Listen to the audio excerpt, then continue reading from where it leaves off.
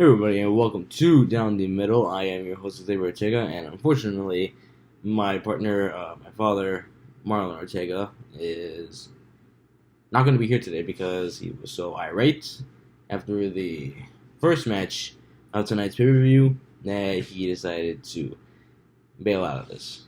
But, I'm going out alone, and I'm going to try my best. Today, we're recovering Hell in a Cell 2020, which was a passable pay-per-view, and we're going to explain why in a minute. So first off, we start off with Roman Reigns versus J Uso. I knew J Uso wasn't going to win. I knew he was going to win tonight. I knew he wasn't going to win at Clash of Champions. I don't see him as a credible challenger in the singles division. They tried their best, but I don't see him doing it in a singles run. However, it was a really great, I would say, slow match. Probably one of the weakest matches of the night.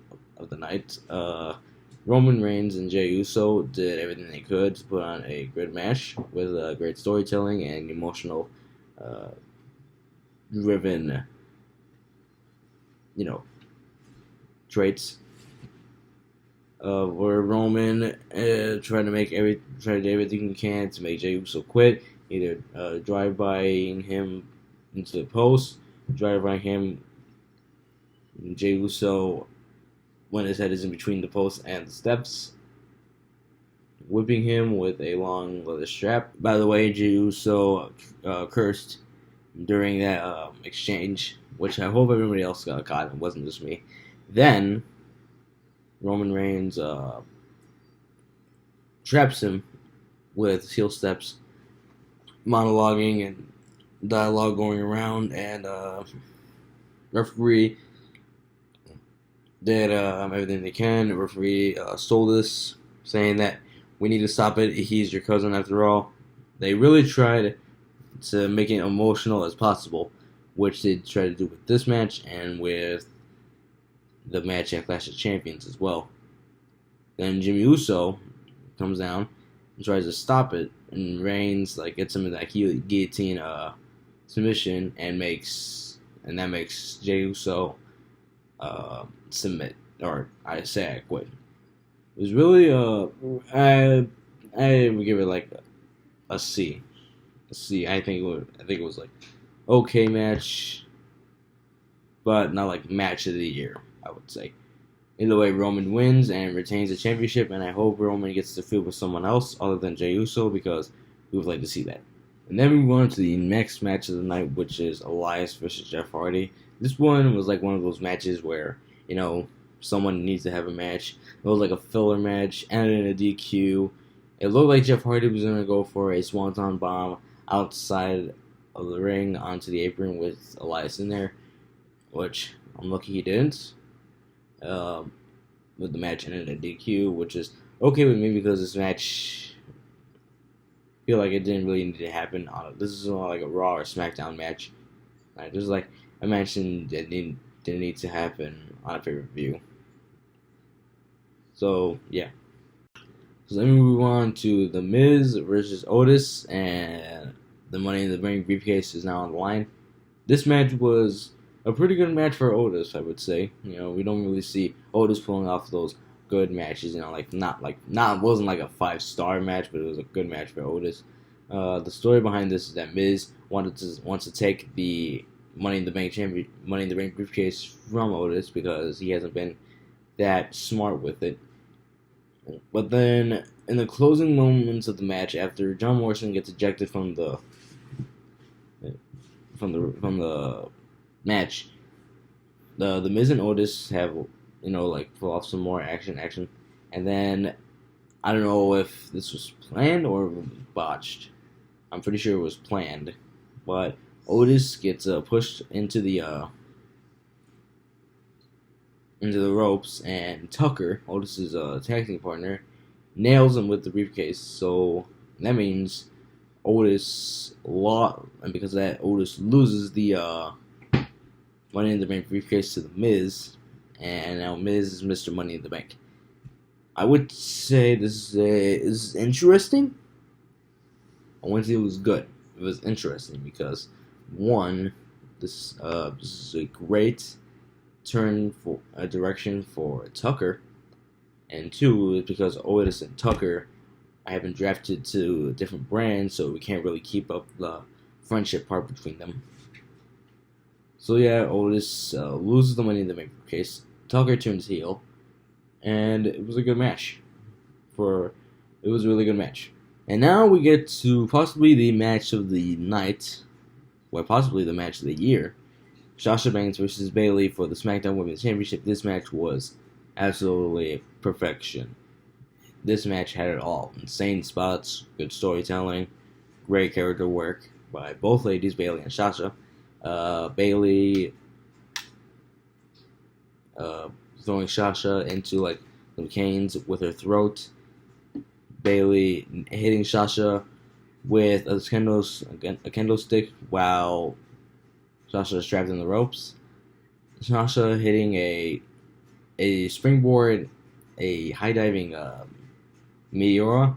I would like to say it. In the closing moments of the match, Sasha Banks traps Bayley in her chair, and then puts bank statement on, while Sasha is hitting her foot. Her foot is hitting the chair that is trapped in Bayley's neck. And now, Sasha is finally SmackDown Women's Champion. This is greatly deserved. Both ladies are great. It was a good match, and it ends with the right call, Sasha Banks becoming the SmackDown Women's Champion. Good call. And now we move on to an interesting match. Slapjack from Retribution taking on Bobby Lashley for the United States Championship. Now early in the night on the pre-show, Mustafa Ali made a challenge to the Hurt Business for one of their guys to take on one of Retribution. And Bobby Lashley versus Slapjack happened, and Bobby Lashley made it happen for the U.S. Championship. I personally thought they could have gone with Mace or T-Bar. Slapjack, he seems like the weakest member of Retribution, and that might not be true, we still need to see more of him, but I still think they could have gone with Mace.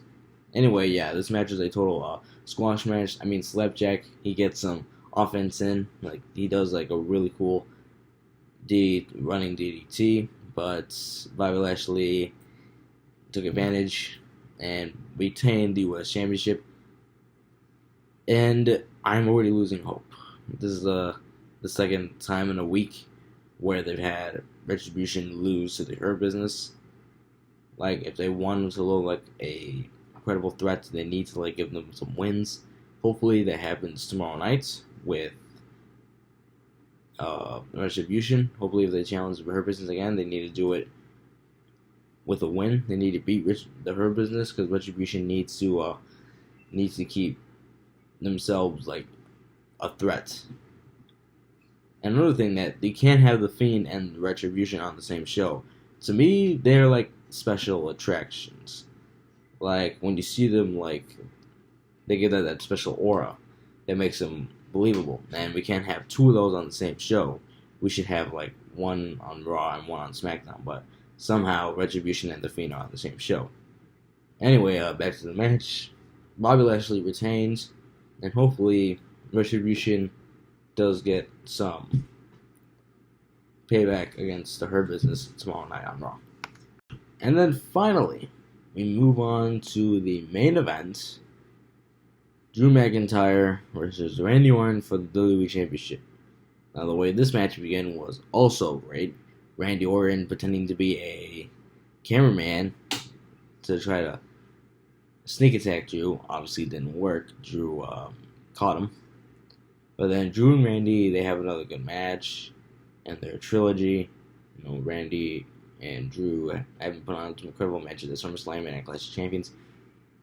This one was like less narrative-driven than the Sasha Banks and Bayley and Roman Reigns' J Uso match.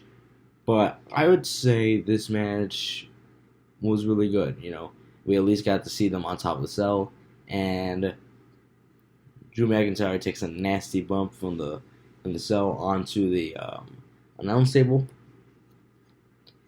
And two great things came out of this. One is not that important.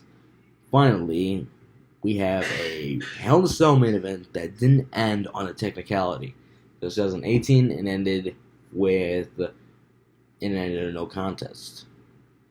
Last year, and we all know the Fiend Rollins fiasco from last year. But this year, Hell in a Cell, it ended with a clean finish, and we should all be thankful that it ended with a clean finish. Now, the most important thing that happened out of here is that Randy Orton is now new WWE Champion. Now, I honestly didn't want Drew McIntyre's reign to end. I thought he was a great champion. But now we're going to see where WWE goes with this. Where Randy Orton as WWE Champion now. Hopefully, it doesn't have Randy and Edge for the WWE Championship. We cannot have Randy Edge 3. We cannot. Please, leave it alone. So, anyway, everybody, that has been the full recap of Hell in a Cell 2020. Now, don't forget to click subscribe and check out LITenterprises.com for all the amazing content that they produce. And we will see you all next time.